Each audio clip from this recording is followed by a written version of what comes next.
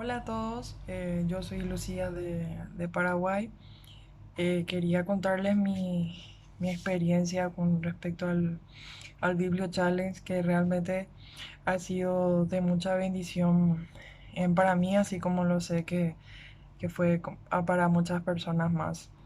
Agradezco a todo el equipo que está a cargo de este desafío, de este Biblio Challenge, al pastor Alex San Pedro, que realmente fue de mucha bendición cada una de sus lecciones, que si bien fue algo muy panorámico, en ese panorama aprendí bastante, ¿verdad? De cómo interpretar correctamente la Biblia, utilizando el contexto, el conocimiento de las narrativas, por sobre todo la raíz central de todo el estudio, el acontecimiento de Jesucristo, de cómo el Señor Jesucristo está en medio de cada una de los libros de la Biblia.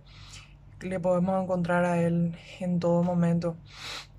Y animarles a seguir estudiando, a matar la pobreza espiritual, a seguir creciendo espiritualmente, así como aprendimos en casi todas las lecciones de poder prestar atención a lo que dice un libro, a conocer el autor, conocer el contexto en el cual ha sido escrito ese libro para poder interpretarlo correctamente, no tomarlo literalmente, así como hemos aprendido también descriptivo con lo prescriptivo, sino que analizar profundamente qué es lo que quiere decir, ¿verdad? Y también cada uno de los libros que ha recomendado, em, los comentarios bíblicos, diccionarios, em, han sido también de edificación, ¿verdad?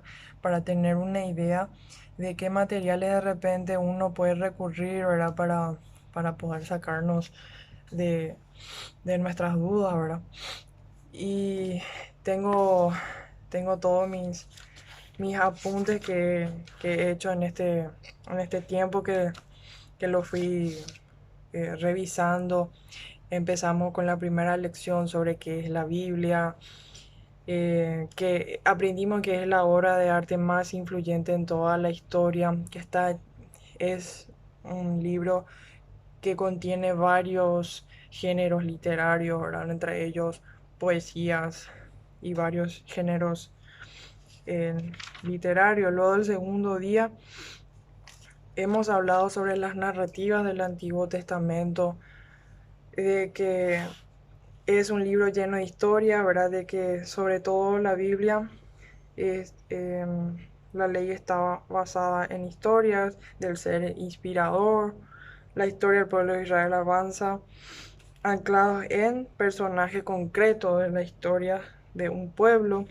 También hemos visto que tiene un punto de vista humano y está también el punto de vista divino, que es cierto, ha sido inspirado por Dios, pero también hubo un hecho humano dentro de todo este escrito, ¿verdad? Y algo que me impactó, algo que dijo también, es que la Biblia está escrita con una intención teológica. ¿Qué quiere decir eso? Que está escrita para presentarnos a Dios en la historia. Es así. Luego, el, el tercer día, hablamos sobre los profetas y los poetas, ¿verdad? Que realmente me voló la cabeza, ¿verdad? De tanto aprender también, porque generalmente son ellos los que nos cuesta un poquito más interpretarle, ¿verdad? De conocer su contexto. Que Jesús es nuestro Naví, que Jesús es nuestro profeta por excelencia, y que Jesús no se presentó como anteriormente lo hacían los profetas en el Antiguo Testamento. No utilizó un lenguaje de los sacerdotes, no utilizó el lenguaje de los reyes ni los escribas, sino que él se juntaba con las personas que más necesitaban, se adaptaba a su cultura, se colocaba del lado de los más necesitados, dice. Era sin duda el periodista más influyente de su época. Y que teníamos que tener en cuenta tres puntos, ¿verdad? ¿Por qué nos cuesta entender a los profetas por su creatividad y su lenguaje, que cada uno tenía su forma de escribir, su forma de expresarse, su forma de profetizar, ¿verdad? Luego tenemos que conocer la matriz. Si no conocemos el contexto al cual está anunciado, vamos a malinterpretar obviamente el texto, ¿verdad? Y tercero, la simbología, que si no conocemos el significado concreto de un símbolo, si no entendemos la matriz, entonces muy probablemente podamos dar una interpretación hueca o sin relleno. El cuarto día hemos hablado sobre la poesía, la filosofía humana, el libro de los salmos, realmente em, maravilloso, y que teníamos que tener cuidado de hacer teología con los salmos, con los libros poéticos, etcétera. El quinto día hemos hablado sobre el Nuevo Testamento, ya hemos dado paso al Antiguo, pasamos al Nuevo Testamento, donde hablamos sobre los Evangelios en cuatro perspectivas diferentes: Mateo, Marcos, Lucas y Juan, los libros sinópticos, qué significan los libros sinópticos, qué enfoque daba cada uno, qué documentos escribía cada uno de ellos. Y así empezamos a describir a cada uno de los autores de estos evangelios. El sexto día hablamos sobre los hechos y las cartas, ¿verdad? Escrita los hechos de la segunda parte del, de Lucas, del autor de Hechos también y del Evangelio de Lucas, donde narra específicamente el comienzo, el origen de la iglesia primitiva, ¿verdad? Que empieza en Jerusalén predicando el Evangelio. Luego, a causa de la persecución, es que se van a Judea, a Samaria y hasta lo último de la tierra. Las cartas suelen ser respuestas a preguntas y a problemáticas de una situación concreta de una comunidad.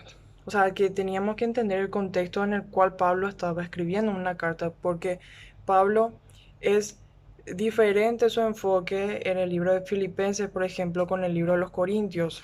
El libro de Filipenses es un libro donde la gente apoyaba económicamente las misiones de Pablo, donde apoyaba el, la misionología, perdón, las misiones, donde apoyaba su ministerio. Sin embargo, Pablo en el libro de Corintios tenía que dirigirse a una comunidad de cristianos inmaduros, donde estaban todavía en pecado, pero sin embargo le llama todavía santos. O sea, entender realmente el contexto en el cual Pablo se estaba dirigiendo a los destinatarios de cada una de sus cartas. Conocer el contexto de las cartas, no solamente al autor. La iglesia tiene un fundamento misional. Si no vivimos Hechos 1:8, esto es algo que resalté también que dijo, de me seréis testigo en Jerusalén, ¿verdad? A veces puede ocurrir lo contrario, cuando en Hechos 8:1, donde hubo la persecución, fueron esparcidos a Judea y Samaria, como he dicho. La persecución en ese contexto se escriben en las cartas, ¿verdad? La mayoría se escribieron cuando estuvieron en persecución. Y el último día hemos aprendido sobre un libro apasionante que es el Apocalipsis, aprendimos que no es un libro para tenerle miedo a la gente, ¿verdad? Un libro para crear asombro, para crear miedo, ¿verdad? Tampoco es un libro eh, sí, es un libro para dar esperanza. Apocalipsis significa revelación. ¿Qué es lo que está ocurriendo de verdad? Fue escrito juntando tres géneros, que eran el epistolar, el profético y el apocalíptico, donde hablamos que los números tienen una simbología muy interesante: el número 7, los 7 sellos, las 7 trompetas, las 7 copas, etcétera. Y aprendimos que tenía sentido. A lo mejor a nosotros nos cuesta un poquito entender el concepto hoy de lo que significa estos, de poder interpretarlo correctamente hoy en día, ¿verdad? Por el contexto, ¿verdad? Por la manera en cómo está escrito, por las simbologías que tiene, las ilustraciones que tiene. Pero aprendimos que en ese contexto, en ese tiempo, a lo mejor se entendía un poco mejor lo que el autor quería decir en este libro con esas ilustraciones. se resalta el acontecimiento de Jesucristo. No solamente ha pasado por lo que ha pasado, sino por lo que va a pasar. El ya, pero todavía no. Un concepto que me encantó de que Alex habla ahora de que somos salvos, pero todavía no. Es decir, que todavía falta que se concrete eh, enteramente toda esta profecía en nosotros, ¿verdad?